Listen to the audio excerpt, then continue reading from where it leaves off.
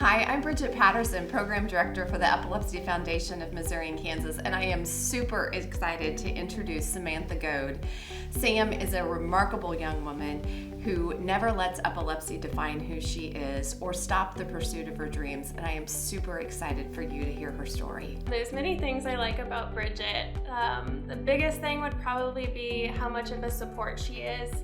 I remember one time I was having a hard time, and she sat in her car with me for an hour just talking through my situation and helping me find different ways that I can get through it. Some of the services that I've received from the Epilepsy Foundation, two of the first would be the 5K walk run and then also the Studio E art events. Another thing that I received, which is really exciting, is an email for an art exhibition in Kansas City, which I actually won to get on to show my art throughout the year of 2020. And I actually got chosen to be on Fox 4 News, which was super exciting. I was very nervous, but it was a lot of fun, and I got to display my art on the news and also support people with epilepsy and advocate for them. Epilepsy has impacted my life in many ways. It first started when I was in 6th grade. I was having multiple seizures an hour, and my mom took me to Children's Hospital of Wisconsin, where we saw multiple neurologists, and I eventually was misdiagnosed. They told me that I was having psychological seizures, which took a really big toll on my mental health because people kept telling me, oh, it's all in your head, they're not real. When I saw my neurologist now, I was in my freshman year of high school, and EEGs weren't showing my seizures, so he suggested doing an MEG, and luckily that gave me my diagnosis, and that neurologist diagnosed me within 2 weeks and told me that what I was having was real. I was having focal seizures. They ended up progressing to tonic-clonic seizures. There were times where I would have them back to back, especially at night, and so that was really scary because even as a high school kid, I wanted to sleep with my mom. I didn't want to go out with friends. I didn't want to have sleepovers. I was scared to go to school because I thought I would have seizures in front of other people. And so that was really hard because I missed a lot of school on top of that. So I was spending time after school making up the work, trying to catch up to the other students. And because I was missing, sometimes a week at a time. And so then I decided to move away from my parents, which they really didn't want me to do. Everyone was kind of telling me, oh no, don't move, it's gonna be too hard, I'm gonna be away from my neurologist and all of my healthcare team, and I was really persistent on coming to KU. So I did. It was a very big transition, probably one of the biggest transitions of my life. The first year was really hard. I cried a lot, called my parents, was having a lot of seizures because of the stress. After college, I wanted to originally be an art therapist. I got the opportunity to meet a bunch of great kids. I loved my job until a year went by and I was called into a meeting, and they didn't tell me what the meeting was about. They told me that with my epilepsy that I wouldn't be able to work with kids anymore.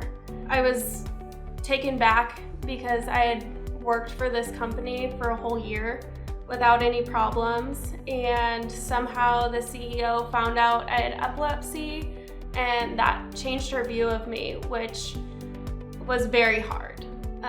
I looked down on myself. I thought that I wouldn't be able to work a job anymore without being seen differently.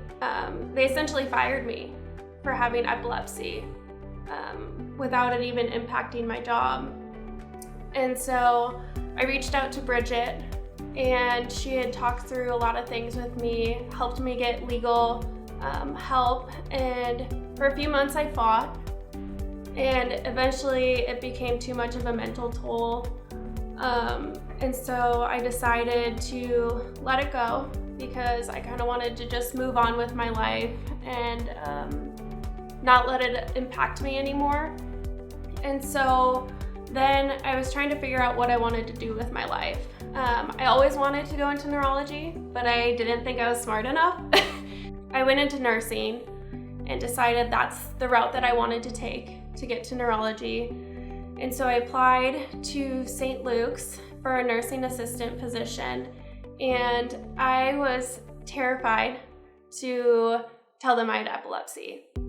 I didn't want to at first because I was scared they were gonna force something on me like my other job had, and it was a huge surprise and such a relief when I found an employer that I told them right away and they didn't care. They just were trying to find ways that they could help me. Their support and this experience really helped me change my perspective on my epilepsy. It became a negative impact on my life to a positive one. And I then transitioned from a progressive care unit to a neuro unit where we monitor epilepsy patients, and we also have stroke patients, which has just been life-changing. I've met so many amazing people and have gotten to talk with them and their experiences and learn from them, and they've also learned from me. I give them resources. I'm always open to talk about my epilepsy with them just to make them feel comfortable and they're not alone. And I've had multiple of them come up to me and give me the biggest hug before they leave and thank me for, making them feel comfortable. This experience of working on the seizure and stroke unit then led me to pursuing my bachelor degree of nursing. I just received my white coat, so now I will start working with real patients and not mannequins, so I'm super excited. The biggest thing that I think that other people should know is how to respond, not only during the seizure, but after the seizure, because it can be a very traumatic event for the person having it. I know personally I get very scared and very embarrassed. A lot of times I cry, and knowing how to handle that afterwards would be really beneficial for people with epilepsy. I think the thing about epilepsy that frustrates me the most is the not knowing. That was a huge thing that was hard for me to get through. Even now, I'm still working on it, but the lack of control has been hard and kind of leaked into all aspects of my life. When I feel like I'm out of control, it's really hard for me to cope with that. Something that I'd really like other people to know with epilepsy is that it doesn't have to define you. You can still be successful. You can do the things that you want to do in life. When I was growing up, I never thought that I would be in this position now. And over time, my experiences and my perspective changed, and I was able to push through, and now I'm doing something that I love. My hope for the future is to eventually become a physician and work with kids with neurological disorders. I just want to say thank you, Bridget, for everything that you've done for me. Since I met you, you have really changed my life for the better, and I don't know if I would be where I am today without you. These are the things that I love about my job. I absolutely love Sam. These people aren't just clients to me, they are friends. And Sam, you inspire me, right? I mean, you inspire so many people, the people that you work with at your job, the people that you go to school with, folks that are struggling, people that have epilepsy. You inspire so many people, and it is my absolute privilege to not only have served as a mentor type of person in your life and to provide you with those resources that you need, but to be your friend. And this is a blessing to me, complete blessing. Yes. So thank you for your time, and thank you for your tenacity and for your passion in life. You're going to make an amazing doctor. Thank you.